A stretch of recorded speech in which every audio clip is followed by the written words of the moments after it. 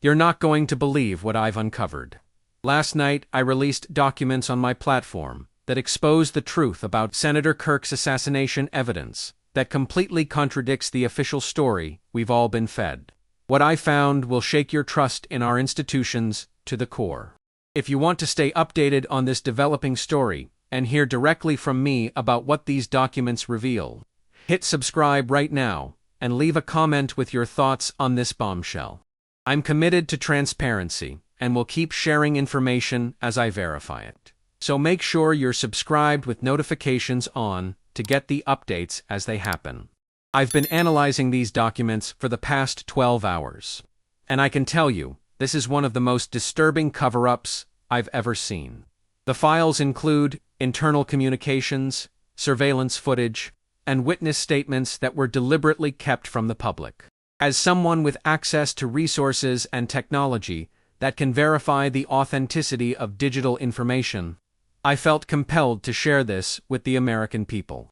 The assassination of Senator Kirk 3 months ago was presented as an open and shut case. But these documents paint a completely different picture. What's truly alarming is how methodically certain facts were hidden from congressional oversight and from you, the public. Many are questioning how I obtained these documents. I can tell you they came from a whistleblower within the investigation who couldn't stomach the deception anymore. The timing of my release, just before the special election to fill Kirk's seat, wasn't politically motivated. It's simply when I finished verifying the authenticity of the materials. Let's go back to that July day when Senator Kirk was killed at his Phoenix rally. We were told that Thomas Reeves, a lone gunman with extremist ideologies, somehow managed to get past security and assassinate the senator. For weeks, we watched as they paraded Reeves in front of cameras, presenting what looked like conclusive evidence against him. Both political sides immediately weaponized the tragedy, using it to advance their own agendas and narratives. I remember feeling skeptical about the speed with which they reached conclusions. But like most of you, I initially accepted what we were being told by authorities. They're supposed to be the experts with access to all the facts, right? Well, the documents I've released show something far more complex and sinister evidence of a coordinated operation involving multiple individuals, with possible connections to foreign powers. The security footage clearly shows 3 people, not just one, synchronizing their movements right before the shooting. Even more concerning are the redacted communications, showing that some security personnel knew something was going to happen before it did. Perhaps the most damning evidence is a series of emails exchanged between high-ranking officials in the immediate aftermath of the assassination. These messages reveal a calculated effort to control the narrative before investigators had even processed the crime scene. I've had to redact some names for legal reasons, but the email domains clearly belong to several government agencies and one major news network. In one message sent just 45 minutes after the shooting, an official writes, "We need to lock this down now. Single shooter, lone wolf, case closed." Another responds, "What about the other 2? Footage from cameras 3 and 7 clearly shows." The remainder of that email is redacted in the original, which raises obvious questions about what they were trying to hide. The timing of these exchanges is extremely suspicious. How could they possibly know it was a lone wolf case so quickly after the event? This suggests they weren't following evidence to reach conclusions. They already had a story they wanted to tell, and were selecting only evidence that supported that narrative, while burying anything contradictory. I didn't release these documents impulsively. The whistleblower sent them to me nearly 2 weeks ago, and my team and I have been meticulously verifying their authenticity since then. As someone who understands the importance of information integrity, I wanted to be absolutely certain before sharing something of this magnitude. I believe the American people deserve to know the truth I posted alongside the documents, especially when that truth is being deliberately hidden from them. I've included cryptographic signatures and detailed metadata analysis that support the authenticity of these files. Despite government agencies already issuing statements questioning their validity, The Department of Justice has announced they're investigating potential national security violations related to the release. Meanwhile, Thomas Reeves' defense attorney has filed an emergency motion to dismiss all charges against his client based on this new evidence. The judge has scheduled an emergency hearing for tomorrow morning, which tells me the court is taking these revelations seriously. The response on social platforms has been overwhelming, with millions of shares and comments in just the first few hours. One of the most concerning documents I discovered is a risk assessment report dated 2 weeks before the assassination that specifically identified security vulnerabilities at the Phoenix rally venue. This report, prepared by a private security contractor, flagged several serious issues, including limited visibility for security personnel and inadequate screening equipment at secondary entrances. The recommendation was clear: postpone the event until these security gaps could be addressed. What's shocking is that Senator Kirk's chief of staff received this report but proceeded with the rally anyway. Apparently, after facing pressure from unnamed officials who insisted the event must happen on that specific date. The private security firm actually resigned from the contract as a result, citing impossible working conditions and external interference. Their resignation letter, included in my document release, states, "We cannot in good conscience provide security services for an event where our professional recommendations are not only ignored, but we are actively prevented from implementing standard safety protocols." The security footage I've released shows these people being waved through checkpoints without proper screening, despite lacking appropriate credentials. One of these individuals bears a striking resemblance to a known operative with connections to covert operations in multiple countries. The footage shows this person moving purposefully through the crowd, communicating through an earpiece, and positioning themselves in what would become a strategic location during the assassination. Even more suspicious, this person completely disappears from all security footage immediately after the shots were fired, vanishing during the chaos that followed. The official investigation never mentioned this person, nor were they included in any of the public witness interviews. How could such an obvious security anomaly be completely omitted from the official record? This omission alone should make everyone question the integrity and thoroughness of the entire investigation. The ballistics report in my release directly contradicts the official findings in several critical areas. According to this suppressed report, the fatal shots that killed Senator Kirk came from an angle that would have been physically impossible, from the position where Thomas Reeves was apprehended. This report, prepared by an independent forensics expert who was initially part of the investigation team, indicates that the fatal shot originated from an elevated position east of the stage, nowhere near the crowd area where Reeves was located. This expert was removed from the investigation team just 3 days after submitting these findings, without any explanation. Their report was then substantially altered before being included in the official case file, with the trajectory analysis completely rewritten to align with the lone gunman narrative. The original report includes precise measurements, angles, and calculations that make it mathematically impossible for Reeves to have been the shooter. Even the ammunition type described in the original ballistics report doesn't match what was supposedly found in Reeves' possession. I've uncovered witness statements that were completely excluded from the official investigation, and they tell a vastly different story than what the public has been told. Dozens of rally attendees described hearing gunshots from multiple locations, yet the official report only mentions shots from Reeves' position. One witness, a military veteran with combat experience, specifically stated that he heard distinct reports from at least 3 different weapons, including what he identified as a high-powered rifle that couldn't possibly be the handgun they claimed was used. This witness was interviewed by federal agents for over 6 hours. Yet none of his testimony appears in the official reports. Another witness, a security guard positioned near the stage, reported seeing a muzzle flash from a nearby building at the exact moment the fatal shot was fired. This guard was reassigned the next day and subsequently left the country for what his employer called a previously scheduled vacation. When journalists tried to follow up with him, they found he had no social media presence, and his listed address led to an abandoned property. The most shocking document I found is an internal memo discussing the need to control the narrative around the assassination.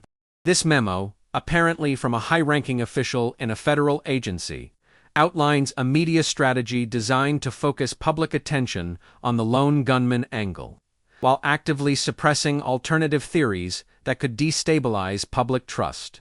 It explicitly instructs agents to identify and monitor individuals who question the official narrative, and to prepare counter-messaging for deployment across social and traditional media channels. Most disturbing is its reference to a list of journalists who can be counted on to report responsibly, suggesting certain media figures were enlisted to shape public perception. The memo concludes with a warning.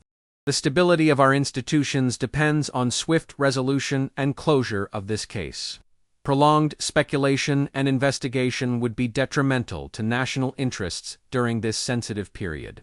If authentic, this document reveals a deliberate campaign to mislead the American people for what some official deemed a greater good. When I reconstructed the timeline of events using these documents, I found several suspicious coincidences that were never addressed in the official investigation. For instance, 3 key security cameras simultaneously malfunctioned for precisely 8 minutes before the shooting. The backup systems for these cameras had been disconnected during what was described as routine maintenance earlier that day. Additionally, the radio frequency used by Senator Kirk's security detail experienced unexplained interference moments before the shots were fired, preventing effective communication among team members. This same type of interference had been reported during 2 previous security incidents in the area, yet no preventative measures were implemented for the rally. Perhaps most telling, several regular members of Kirk's security detail were reassigned to other duties just days before the rally, replaced by individuals who had never worked with the senator before. One of these replacement agents called in sick on the day of the rally, creating a gap in the security perimeter exactly where the shooter gained access. What makes these findings particularly suspicious is how they connect to statements Senator Kirk made in the weeks before his death. In his final major interview, Kirk mentioned he was preparing to release information that would change the way Americans view their government. He hinted at discoveries made by his committee that were too significant to ignore, and promised major revelations after an upcoming vote. Kirk never specified what these revelations entailed, but sources close to him suggested they were related to his work on the Senate Intelligence Committee. 3 days after this interview, Kirk's office was broken into, with only his personal laptop and several files taken. The break-in was investigated as a routine burglary, despite occurring in a highly secure government building with no signs of forced entry. The investigation into this incident was still ongoing when Kirk was killed, at which point it was quietly closed, without any conclusions being announced to the public. The emails I've uncovered show Kirk expressing concerns about his safety in the weeks before the assassination. In one message, he writes, "They're getting nervous about what we've found. Increased security protocols effective immediately."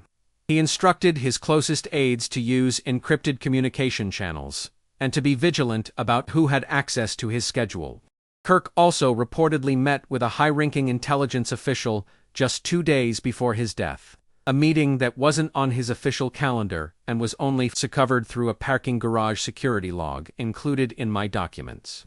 The nature of this meeting remains unknown, but it occurred during the same time frame that Kirk was allegedly preparing his explosive revelations. What makes this particularly suspicious is that this same intelligence official was one of the first people to arrive at the scene of the assassination, despite having no official role in the senator's security detail or any obvious reason to be present at the campaign rally. As someone who owns a major social media platform, I'm particularly concerned about the role of mainstream media in suppressing aspects of the Kirk assassination story, as revealed by these documents. The files include communications between government officials and executives at major news networks discussing coverage of the event. These exchanges show what appears to be coordination on which aspects of the story to emphasize, and which to downplay or ignore entirely. In one particularly troubling email, a network executive asks a government official to review and approve their planned coverage before it airs. Another email chain shows journalists being provided with talking points that closely mirror the official narrative, along with instructions about which experts to interview and which questions to avoid. Most disturbing are the notes from a conference call where participants discussed the need to discredit and marginalize anyone questioning the lone gunman theory, with specific strategies for labeling such individuals as conspiracy theorists, regardless of their credentials or the evidence they presented. As a businessman who understands the importance of following the money, I found the financial connections revealed in these documents particularly suspicious. Bank records and transaction reports show unusual money movements involving individuals peripherally connected to the case. In the weeks before the assassination, a shell company received a payment of $3.7 million from an offshore account with alleged ties to foreign intelligence services. This company then made payments to several individuals who were present at the rally, including one person who had unexpected access to the secure area near the stage. Another troubling financial link involves a substantial donation made to a foundation connected to a high-ranking official overseeing the investigation. This donation, which came from a corporation with interests that would be directly affected by legislation Kirk was opposing, was made just days before the assassination and was never disclosed during the official inquiry. The timing of these transactions, combined with the efforts to control the narrative around the shooting, suggests financial motivations may have played a role in both the assassination and its subsequent investigation. Thomas Reeves, the alleged lone gunman, has a background that raises numerous red flags when examined closely. According to my documents, Reeves had previously worked as a contractor for a private security firm with ties to intelligence agencies. This connection was never mentioned in any of the official reports or media coverage. Additionally, financial records show that Reeves, who was described as unemployed and financially desperate in official accounts, received a payment of $175,000 3 days before the assassination. This payment was routed through 3 different shell companies before reaching his account, a classic method of obscuring the source of funds. Perhaps most suspicious is the fact that Reeves had attempted to contact journalists multiple times in the week before the shooting, claiming he had important information about government corruption that he needed to share. None of these attempted communications were investigated after his arrest. Her appointed attorney has been denied access to much of the evidence against his client, citing national security concerns, an unusual restriction for what was supposedly a straightforward criminal case involving a disturbed individual acting alone. The handling of physical evidence in this case, as revealed in my documents, suggests deliberate tampering and manipulation. The weapon allegedly used by Reeves was logged into evidence 3 hours before he was actually apprehended. According to internal police times, fingerprint analysis of the weapon showed multiple inconsistencies, with the official report stating that Reeves' prints were found all over the weapon, while the actual lab report indicated only a partial thumbprint that was inconclusive at best. Additionally, surveillance footage shows what appears to be evidence being removed from the scene by individuals who were not part of the official investigation team. These individuals arrived in unmarked vehicles and presented credentials that granted them immediate access to the secured area. They departed with several containers and bags that were never logged into the official evidence inventory. The chain of custody for critical pieces of evidence, including the bullets recovered from the scene, shows gaps of several hours, during which the location and handling of this evidence is completely unknown. Local law enforcement officials who were initially involved in the investigation have raised concerns about how quickly they were sidelined by federal agencies. In private communications included in my release, several Phoenix police detectives expressed frustration about being excluded from key aspects of the investigation despite their expertise and familiarity with the venue. One detective wrote to his superior, "They're not investigating. They're constructing a narrative. I've never seen anything like it." Another noted, "Evidence is being collected selectively. Anything that doesn't fit their story is being ignored or disappeared."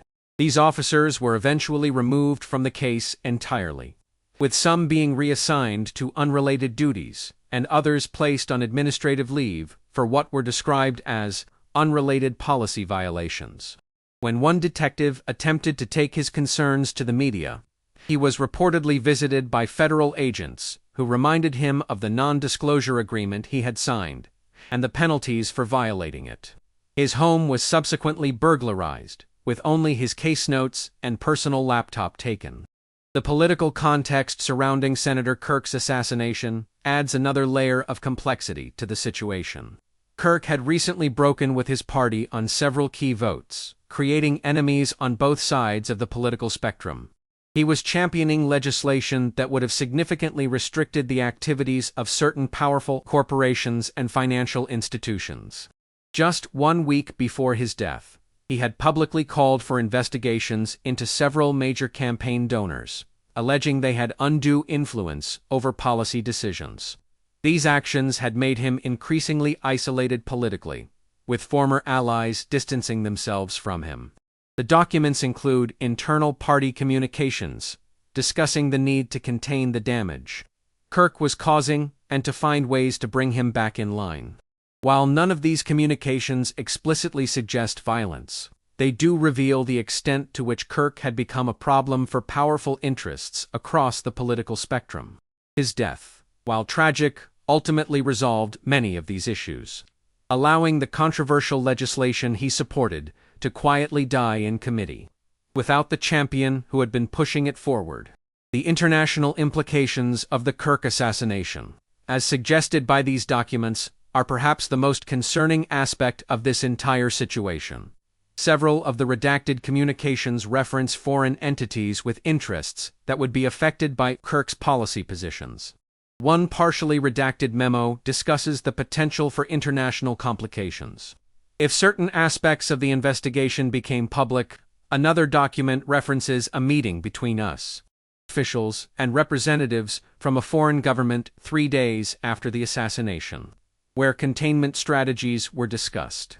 Kirk had been particularly vocal about challenging the influence of this same foreign government in American politics, making this meeting especially suspicious.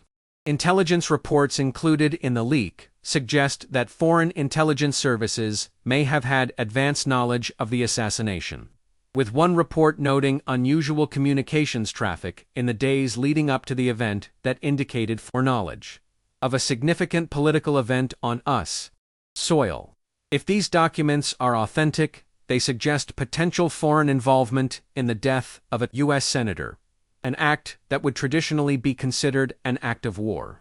As someone deeply involved in advanced technology, the technological aspects of the assassination and subsequent investigation immediately caught my attention. According to these documents, the entire area around the rally experienced a brief but significant disruption to cellular communications, approximately 2 minutes before the shooting. This disruption, which lasted 47 seconds, affected all major carriers and temporarily disabled many of the smart devices in the area, including some security systems.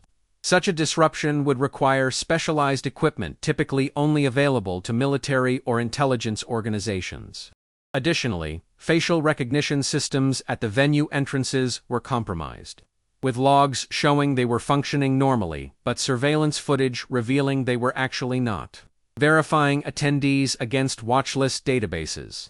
The official investigation never mentioned these technological anomalies, despite their clear relevance to how the assassin gained access to the venue. Perhaps most disturbing are indications that surveillance footage was algorithmically altered before being included in the official evidence. Forensic analysis included in my release points to subtle manipulations in key frames that changed the appearance of individuals and their positions.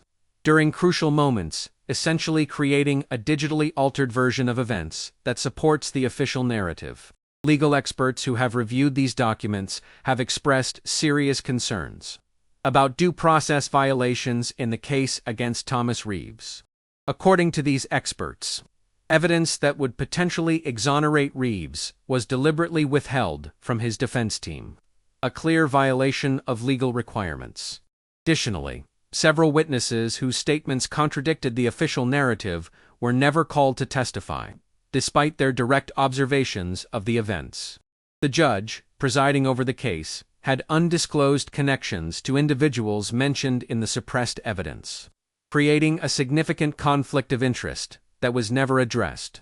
Perhaps most troubling is the speed with which the case was proceeding, with unusual pressure being applied to move quickly to trial despite the complexity of the case and the severity of the charges. One legal analyst included a statement in my release noting, "This case bears all the hallmarks of a predetermined outcome rather than a search for truth. The rush to judgment, the suppression of exculpatory evidence, and the political pressure surrounding the proceedings all suggest a process designed to confirm a narrative, rather than discover facts. If these assessments are accurate, they suggest a complete subversion of the justice system for political purposes." Public reaction to my revelations has been swift and polarized, with hashtags related to the case dominating social media platforms. Supporters of the official narrative have labeled the documents Russian disinformation and dangerous conspiracy theories, while others see them as confirmation of suspicions they've held since the assassination occurred. Several prominent journalists who initially accepted the official story have begun asking hard questions, with some launching their own investigations into the claims made in my release. Public demonstrations have already been organized in several cities, with protesters demanding an independent investigation and greater transparency. Congress appears divided along party lines, with some representatives calling for hearings while others dismiss the documents as fabrications designed to destabilize public trust in government institutions. The White House has issued a brief statement acknowledging awareness of the documents but declining to comment on potentially manipulated material related to an ongoing investigation. This measured response has only fueled speculation, with many interpreting it as an attempt to buy time while formulating a more comprehensive strategy to address the growing public concern. I know many people are questioning my motivations for releasing these documents. Critics have pointed to my business interests, suggesting the timing could benefit my companies or distract from other controversies. Others see it as a political move, noting my increasingly vocal positions on various policy issues that aligned with Senator Kirk's. I want to be clear about why I did this. I believe in transparency and truth. I believe the public has a right to know when they're being deceived by the very institutions that are supposed to protect them. I couldn't, in good conscience, sit on this information once I verified its authenticity. Whatever personal or professional risks this decision brings, they pale in comparison to the importance of exposing a potential conspiracy of this magnitude. Government agencies are now scrambling to respond. Media organizations are facing difficult questions about their coverage of the assassination, and public trust in official narratives has been severely damaged. Whether these documents lead to a genuine re-examination of the case or are successfully dismissed as misinformation may determine the long-term consequences of this unprecedented action I've taken. The historical context of political assassinations in America adds an ominous backdrop to the current situation. The Kirk assassination and its apparent cover-up bear striking similarities to controversial aspects of previous political killings in American history. Like the Kennedy assassination, the official lone gunman narrative is being challenged by evidence suggesting a more complex conspiracy. Like the Malcolm X assassination, there are indications of potential government involvement, or at least foreknowledge of the plot. And like the Martin Luther King Jr. assassination, serious questions are being raised about the individual being blamed for the crime. These historical parallels are not lost on the public, particularly older Americans, who lived through previous eras where government deception about political violence was eventually exposed. Historians and political scientists quoted in my documents note that political assassinations often occur at moments of significant potential change, effectively altering the course of history by removing influential figures who threaten established power structures. Kirk's growing independence from party control and his willingness to challenge powerful interests certainly placed him in this category of transformative figures, whose elimination benefited multiple entrenched powers. The implications for American democracy and public trust in institutions cannot be overstated if these revelations prove legitimate. A verified conspiracy to assassinate a sitting U.S. senator, followed by a coordinated cover-up involving multiple government agencies and media organizations, would represent one of the most significant breaches of public trust in modern American history. Such a revelation would call into question the legitimacy of countless official narratives and investigations, potentially triggering a crisis of confidence in democratic institutions. Already, polls conducted since my release show a sharp decline in public trust in the federal agencies involved in the investigation. Political scientists warn that this erosion of trust could have long-lasting effects on everything from election participation to compliance with government directives. As one expert quoted in the document states, when citizens no longer believe they're being told the truth about something as significant as a political assassination, the foundation of democratic governance is fundamentally compromised. The coming days and weeks will determine whether this crisis of trust deepens, or whether authorities can somehow restore public confidence in their accounts of what happened to Senator Kirk. As I continue to analyze these documents, I'm committed to sharing what I find with the public. The files I've released are extensive, and my team and I are still uncovering new connections and implications. New information is emerging hourly, with witnesses coming forward now that the official narrative has been challenged. Some of these witnesses claim they were pressured to remain silent or to alter their statements to fit the lone gunman theory. Others say they were ignored entirely when they tried to share information that contradicted what authorities wanted to hear. The courage of these individuals, speaking out despite potential risks to their careers and even personal safety, demonstrates the importance many citizens place on truth and accountability. While government agencies attempt to discredit my documents and those discussing them, the sheer volume and specificity of the information released makes a complete dismissal increasingly difficult. Too many details align with known facts, and too many inconsistencies in the official narrative have now been exposed to public scrutiny. We appear to be at a tipping point where the truth about Senator Kirk's assassination may finally emerge. Regardless of how uncomfortable or inconvenient that truth might be for those in positions of power. Breaking news: 3 individuals connected to the documents in my release have reportedly gone into hiding, citing threats to their safety. These individuals, whose names I'm withholding for their protection, were mentioned in internal communications as having raised concerns about the direction of the investigation. According to sources close to them, they have received explicit threats, warning them against speaking to journalists or investigators about what they know. At the same time, several technology and security experts have come forward to verify the authenticity of the digital signatures and metadata associated with the leaked documents. These experts, including former intelligence agency personnel with experience in document verification, have stated that the materials show no signs of tampering or fabrication. Their assessments directly contradict official statements, dismissing the documents as forgeries. Meanwhile, public interest in the case continues to grow exponentially, with millions of Americans now questioning the version of events they were originally told about Senator Kirk's death. This groundswell of public demand for answers may ultimately prove impossible for authorities to ignore, potentially forcing a reopening of the investigation regardless of the political consequences. The most profound question raised by all of this is simple yet devastating. If we cannot trust the official account of a public assassination witnessed by hundreds and investigated by our most trusted institutions, what can we trust? This question strikes at the heart of our identity as a democratic republic, built on transparency and the rule of law. The coming days will test these principles like few events in recent history. Will our institutions rise to the challenge, acknowledging mistakes and deception where they occurred and recommitting to the truth? Or will they double down on a discredited narrative, further eroding public trust? As citizens, our role is crucial to demand accountability without succumbing to cynicism, to question authority without rejecting the possibility of good governance, and to remain vigilant in defense of truth as the foundation of genuine democracy. The assassination of Senator Kirk has already changed our nation in profound ways.